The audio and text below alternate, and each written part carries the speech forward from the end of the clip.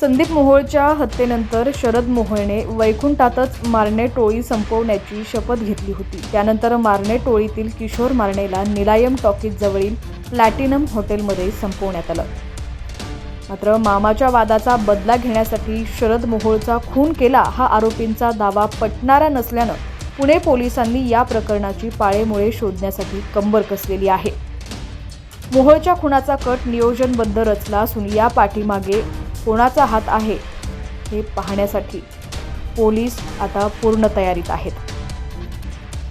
मुख्य आरोपी मुन्ना पोळेकरनं 10 वर्षांपूर्वी मामासोबत झालेल्या वादाचा बदला घेण्यासाठी शरद मोहोळच्या खुनाचा प्लॅन आखला होता असं आरोपींनी पोलिसांच्या चौकशीत सांगितलं।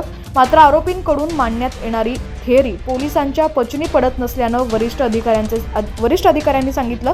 त्यामुळे पोलिसांकडून सर्व शक्यतांची पडताळणी करण्यात येत आहे। संदीप मोहोळच्या हत्येनंतर शरद मोहोळने वैकुंठातच मारणे टोळी संपवण्याची शपथ घेतली होती। त्यानंतर मारणे टोळीतील किशोर मारणेला निलायम टॉकीज जवळील प्लॅटिनम हॉटेलमध्ये संपवण्यात आलं।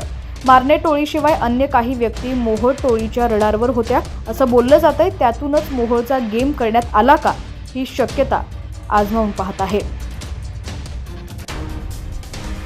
शरद मोहोळच्या पत्नीनं भारतीय जनता पक्षात जाहीर प्रवेश केला होता। त्यांना महिला आघाडीचे पदही देण्यात आलं होतं। शरद मोहोळने हिंदू रक्षक गोरक्षक म्हणूनही स्वतःची प्रतिमा उंचावली होती। त्यातूनच त्याची राजकारणातील महत्त्वाकांक्षा वाढल्याचं दिसून येत होतं। आगामी महापालिका निवडणुकीत पत्नीला नगरसेवक करायचं अशी इच्छाही मोहोळनं प्रगट केली होती। त्याची वाढती महत्त्वाकांक्षा काहींसाठी अडचणी ठरली असती। त्यातून कुणी पाऊल उचललं आहे का याचीही चौकशी करण्यात येते।